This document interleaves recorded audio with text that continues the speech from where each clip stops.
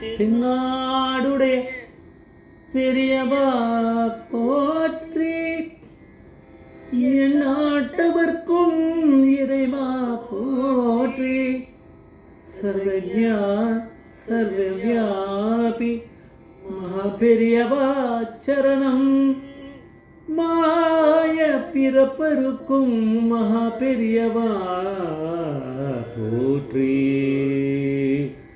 மாய பிறப்பருக்கும் மகாபெரியவா போற்றி. அப்பார்கட சிந்தம் ஜானத சாஸ்திரப்படம் ஸ்ரீ சந்திரசேகர குரும் படமாமதானம் கலிக தெய்வம் காஞ்சிமான். இந்த யூடியூப் சேனலில் பிரத்யேகமான மகாபெரியோட பக்தர்களுக்கு ஏற்பட்டு கொண்டிருக்கும் அனுபவங்களை ஒவ்வொரு நாளும் ஒரு அனுபவம், அதுக்கு ஒரு தலைப்பினை அனுபவத்தோட தலைப்பு குச்சியை நட்டார் பெரிய குட்டை வந்தது. குச்சியை நட்டார் பெரிய குட்டை வந்தது. இந்த சேனல் இது வரைக்கும் சப்ஸ்கிரைப் பண்ணாதவனும் பண்ணுங்க, தினமே பாருங்க நம்ம என்ன சொல்கிறோம் அப்படிங்கிற டிஸ்கிரிப்ஷன் இந்த ஒரு சேனலில் மட்டுமே பெரியவருடைய பரிபூர்ண அனுகிரகத்தால் இருக்குது. நம்ம எல்லாத்துக்கும் அந்த டிஸ்கிரிப்ஷனை கொடுக்குறோம், நம்ம எல்லா எபிசோட்லேயும் அது இருக்குது. டாக்டர் பத்மா சுப்பிரமணியம், பிரபல பரதநாட்டிய கலைஞர், அவருடைய இன்டர்வியூ, அவர் அப்புறம் அவருடைய பத்மா சுப்பிரமணியத்தோட அண்ணா மன்னி, பத்மா சுப்பிரமணியத்தோட தம்பி, 4 பேருமே தான் எப்பயுமே எல்லா இடத்துக்கும் போவாள் தரிசனத்துக்கு பெரியவாளுக்கு. பண்டரிபுரத்துக்கு முதல் தடவை அப்போ போயிருக்கா. பண்டரிபுரம் போயிருந்தாலும் அவ்வளோ போயிருக்க மாட்டான்னு தோன்றுறது அது இன்டர்வியூ பார்த்தா. மகாபெரிவா இருக்கும்போது அப்போ தான் முதல் தடவை போயிருக்கா போல இருக்குது.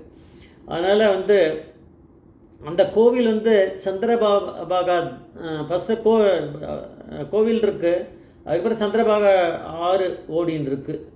அதை ஆற்றை தாண்டி ஒரு குட்டியில் மாதிரி ஒன்று, ஒரு சின்ன குடிசை மாதிரி, அது உள்ள தான் பெரியவா கேம்ப் இருந்திருக்கா. இவள் ரயில்வே ஸ்டேஷன் சேர்ந்த உடனே ஒரு ஜட்கா வண்டி இருந்திருக்கு, குதிரை வண்டி. அவள் அதில் ஏறிண்டா.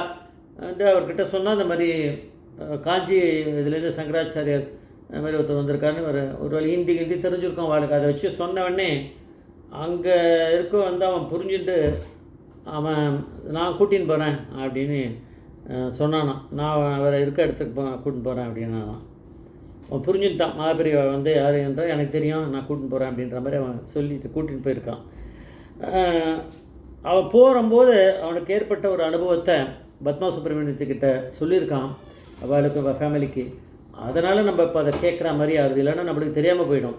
இதே மாதிரி நிறைய விஷயங்கள் பெரியவா வெளில காமிச்சிருக்கவே மாட்டார். நிறைய விஷயங்கள் அப்படியே வந்துடும் வெளியே, நம்மளுக்கு தெரியலைன்னா எப்படி. இப்போ அதில் தான் இப்போ இந்த மாதிரியான இன்டர்வியூவில் தெரியுறது. அவன் சொல்கிறான், நான் ஒரு இஸ்லாமியர், எங்களுக்கு அல்லாஹ் தான், நாங்கள் அல்லாவை பார்த்தது கிடையாது, அவருக்கு அந்த மாதிரி எந்த ரூபமும் கிடையாது. ஆனால் இந்த சன்னியாசியை பார்த்தவொடனே இவர் தான் அல்லாஹ் அப்படின்னு நான் தெரிஞ்சுட்டேன். எங்களுக்கெல்லாம் இவர் அல்லாஹ் மாதிரி அப்படின்னு யார் சொல்கிறாருன்னா ஒரு இஸ்லாமியர் சொல்கிறார். அவருக்கு அந்த நம்பிக்கை வரணுமே, அந்த நம்பிக்கை வரவழைச்சது எப்படி அப்படின்னா பரமேஸ்வரன் அப்படின்னு நம்ம சொல்லிட்டு இருக்க மகாபெரிவா தான். பண்டர்பூரில் ஃப்ளட்ஸு நிறைய இருந்திருக்கு. இப்போ இவள் வர்றதுக்கு முன்னாடி, இப்போ பத்மா சுப்பிரமணியம் வர்றதுக்கு முன்னாடி கொஞ்சம் நாள் முன்னாடி, இல்லை கொஞ்சம் மாதம் முன்னாடி, பண்டர்பூரில் தான் ரொம்ப மாதம் இருந்திருக்காரு பெரியவா. அங்கே பெரிய வெள்ளம் வந்திருக்கு. வெள்ளம் அதை அப்போ மகாபெரிவா ஸ்நானம் பண்ணோன்னு கிளம்பினாராம். அவள்லாம் கூட இருக்க சிஷ்யாலாம் ரொம்ப வெள்ளம் ஓடின்னு இருக்கு, கஷ்டம் அப்படின்ற மாதிரி கொஞ்சம் ஜாடாமாடியாக பெரியவாளுக்கு சொல்லியிருக்கா. நம்ம பண்ணணுமா, வேறு ஏதாவது ஒரு எங்கேயாவது ஜலத்தை கொண்டு அங்கேயே ஸ்நானம் பண்ணிக்கலாமே இருக்க இடத்துலையே, அந்த மாதிரி சொல்லியிருப்பாளாக இருக்கும். பெரியவா அதெல்லாம் கேட்டுக்கல, காதில் போட்டுக்கல. அவர் போய்ட்டு தண்டத்தை எடுத்துட்டானா கடன்னு நடந்துட்டார். நடந்து இந்த ஆற்றுக்கிட்ட ஆறு ஓடின்னு இருக்கு, வெள்ளமாக ஓடின்னு இருக்கு. அதுக்கு முன்னாடி கொஞ்சம் தூரம் முன்னாடி அவரே நின்றுட்டாராம். இந்த மாதிரி இருக்கும்போது கொஞ்சம் பேர் அங்கே இருந்திருக்கா. அந்த கொஞ்சம் பேரில் ஒரு பாக்யவான் இந்த இஸ்லாமியர், இந்த ஜட்கா வண்டி ஓட்டுறவர், அவரும் இருந்திருக்கார். அங்கே பெரியவா வந்தாலாம், என்ன பண்ண போகிறான்னு தெரியாது. ஆனால் அங்கே ஆறு வெள்ளமாக ஓடின்னு இருக்குது பெருசாக. இந்த இடத்துல வெறும் மணலாக இருக்குது, அது உள்ளே இறங்கி குடிக்க முடியாது, அங்கே உள்ளே காலை வச்சா இழுத்துன்னு போயிடும், அந்த மாதிரி இருக்கான். அதனால் பெரியவா என்ன பண்ணால், அவர் அதான் அந்த குச்சின்னு அவர் சொன்னது, அந்த இஸ்லாமியர் அவர் சொன்னதான் இப்போ தலைப்பாக போட்டிருக்கோம். தண்டத்தை எடுத்துட்டார் பெரியவா. அந்த மணலில் ஒரு இடத்துல அப்படி குத்தி இருக்கார், குத்தி நட்டிருக்கார், நட்டு அப்படி கிரிப்பாக அது பிடிச்சிருத்தது, உள்ளே போயிடுது. பெரியவா பரமேஸ்வரன் வச்சாருன்னா அதுக்கப்புறம் என்ன ஆகும்னு தெரியாது. அங்கே கொஞ்ச நேரத்தில் என்னாச்சுன்னா எதிர்க்க இருக்கக்கூடிய அந்த தண்டத்துக்கு எதிர்பக்கம் இருக்கக்கூடிய இடத்துல ஒரு பள்ளம் மாதிரி கிரியேட் ஆச்சான் அதுவாகவே. இதெல்லாம் வந்து மாயஜாலம் மாதிரி ஏதோ இருந்துதான். அது உள்ள அப்புறம் ஜலம் வந்து அப்படியே வர ஆரம்பிச்சுதான். வந்து அந்த குட்டை வந்து கொஞ்சம் பெரிய குட்டையாகி அது உள்ள நிறைய ஜலம் வந்து பெரியவா வந்து அப்படியே கொஞ்சம் கொஞ்சமாக முங்கி அப்படி வர அளவுக்கு தண்ணி வந்துருத்தான் அந்த ஜலம். அவ்வளோதான். அதுக்கப்புறம் பெரியவா வந்து ஸ்நானம் பண்ண ஆரம்பித்தார். எதிர்க்க மற்ற பேருக்கெல்லாம் வந்து பண்ணிக்கலான்ற மாதிரி புரிஞ்சுட்டு அவளாம் வந்து பண்ணால். அந்த மாதிரி ஸ்நானம் பண்ணத்தில் ஒரு ஆள் வந்து அந்த ஜட்கா வண்டியை ஓட்டின்னு வந்து அந்த இஸ்லாமியரும் ஸ்நானம் பண்ணியிருக்கார். அப்படின்னா எவ்வளோ பெரிய பாக்கியவான் அவருக்கு எப்படி கிடச்சிருக்கு. அதனால தான் அவர் சொல்கிறார், இதை வந்து நம்ம கண் எதிர்க்க நாம் பார்த்தது.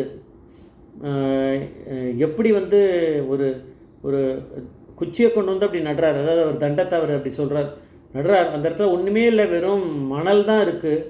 அப்புறம் திடீர்னு பார்த்தா அந்த இடத்துல அப்படியே கொஞ்ச நேரத்தில் மணலில் அப்படியே சுழல்ற மாதிரி இருக்குது. அதுக்கப்புறம் திடீர்னு அது உள்ள தண்ணி ஏதோ வருது. அங்கே இருக்க அந்த இது நதி நீர் வந்து இங்கே வரா மாதிரி ஏதோ இருக்குதுன்னு நினைக்கிறேன். அதுக்கப்புறம் அதுவே ஒரு பெருசாக குட்டையாகிடுறது, பெரிய குட்டையாகி அதில் ஜலம் ரொம்பி பெரியவாளுடைய வயறு வரைக்குமாவது வரா மாதிரி அளவுக்கு பெரிய அளவுக்கு ஜலம் வந்துடுது அதில். அப்புறம் எல்லோரும் குளிச்சிருக்கா. பெரியவா வந்து முதல்ல குளிச்சிருக்கா, பின்னாடிலாம் தள்ளி வா குளிச்சிருக்கான்னா எவ்வளோ பெரிய குட்டையாக இருக்கும் அது. அப்போ எப்படி அது வந்து உருவாச்சு அந்த குட்டை தெரியல. பரமேஸ்வரன் ஏற்படுத்திய குட்டையாக இருக்குது, அவர் தான் அதை உருவாக்கியிருக்கார். அப்படின்னா இது எவ்வளோ பெரிய அனுபவமாக இருக்குது. நம்ம வந்து இதை பார்க்க முடியாமல் போச்சு அப்படின்னு பத்மா சுப்பிரமணியம் சொல்லி ரொம்ப ஆச்சரியப்படுறா. கண்ணில் தண்ணி வருது, ஆனந்த கண்ணீராக இருக்குது. பத்மா சுப்பிரமணியருக்கு நம்மளுக்கு அந்த ஒரு பாக்கியம் கிடைக்காம போச்சு. இந்த ஜட்காகரனுக்கு எப்படி ஒரு ஆனந்தம் அவனுக்கு கிடச்சிருக்கு பாரு, அதான் நம்ம பார்க்கணும். அப்படின்னா பெரியவாளுக்கு அந்த மாதிரி யார் வரான்றதெல்லாம் கிடையாது. எல்லா ஜாதியும் எல்லா மதமும் அவருக்கு உண்டு தானே. ஜெய ஜெயசங்கர ஹரசங்கர மகாபிரிய பாதமேஸ்வரன் மகாபிரிய பாதமேஸ்வரனும்.